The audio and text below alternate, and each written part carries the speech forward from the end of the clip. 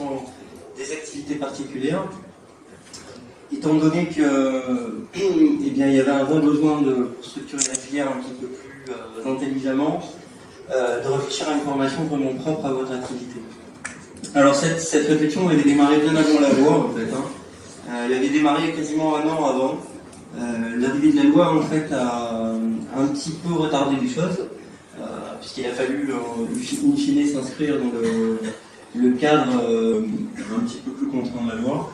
Ce qui est sûr, c'est que la loi Drôme donc, a posé le principe d'une formation, et donc c'est un des articles en L qui ont ensuite été déclinés par deux décrets. Un décret qui, je vous passe les détails, était juste là pour fixer le cadre et dire que l'aviation civile était compétente pour délivrer les certificats dont je vais vous parler juste après. Et puis le deuxième décret qui lui a tout simplement posé le principe, donc les deux principes fondamentaux, c'est l'obligation de détenir en matière de théorie un certificat d'aptitude qui est obtenu après un examen organisé par l'aviation civile. Donc aujourd'hui, ces examens sont organisés donc, uniquement dans les centres d'examen dotés de moyens informatiques. Il n'y a pas d'examen sur papier. Donc ces premières sessions ont été organisées dès la publication de l'arrêté. Dès juillet, il y a eu des premières sessions. Bertrand, c'est le même circuit que pour les pilotes d'autres aéronefs?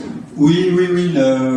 Alors, certains examens théoriques peuvent se passer sur papier pour l'aviation habitée. Là, il se trouve que pour le théorique télépilote, c'est uniquement dans les centres équipés de PC pour passer. Mais oui, c'est une inscription via le site Océane, donc qui est le site qui gère les inscriptions aux examens théoriques. Et c'est globalement la même chose. Il n'y a pas, voilà. Le process est quand même relativement bien décrit par mes collègues qui gèrent ces esprits d'examen donc sur le site du ministère, donc la rubrique aviation civile et examen. Voilà. Et la deuxième chose qui a été fixée au niveau du décret, c'est l'obligation d'une formation pratique. Alors, non pas qu'il n'en existait pas avant, puisque les opérateurs étaient tenus de former, bien évidemment, de donner une formation pratique très liée à leur activité.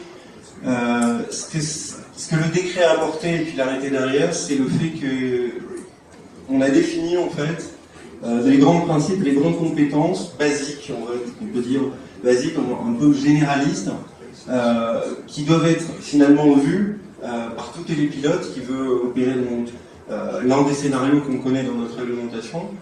Et donc le décret a posé ce principe d'une formation pratique, et dans l'arrêté, qui a été pris, qui est sorti, la date de en vigueur était le 1er juillet, on a décrit plus précisément donc, le programme de l'examen théorique, mais aussi ces fameuses compétences pratiques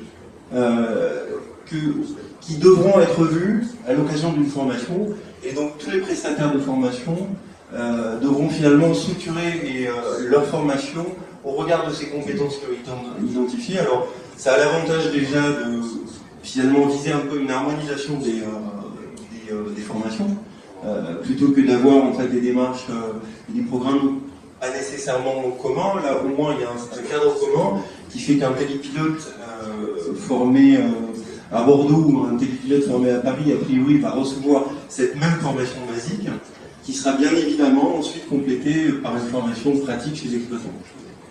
Et cette formation, elle est validée de quelle façon? Elle est complète. Vous avez le moyen de contrôler la qualité de cette formation? Alors, pour la partie théorique, c'est un examen. Oui, de par la DGAC, valide un. Mais est-ce qu'il y a l'équivalent pour la pratique? Alors, pour la pratique, non, il n'y a pas d'examen. Alors, les réflexions qui ont tourné autour de parce qu'on aurait pu rentrer dans un système un petit peu comme l'aviation habitée, d'approbation des écoles, avec l'approbation des cours. Les réflexions en fait qui ont conduit à ne pas suivre cette voie, c'était tout simplement de définir finalement un cadre réglementaire pas trop contraint pour une activité qui démarrait. Les risques au niveau de sécurité ne nécessitaient pas un cadre aussi contraint, parce que qui dit approbation dit généralement pas possibilité de démarrer avant d'avoir eu un audit, une inspection de l'autorité, ce qui tout de suite va contraindre l'activité, qui dit redevance aussi.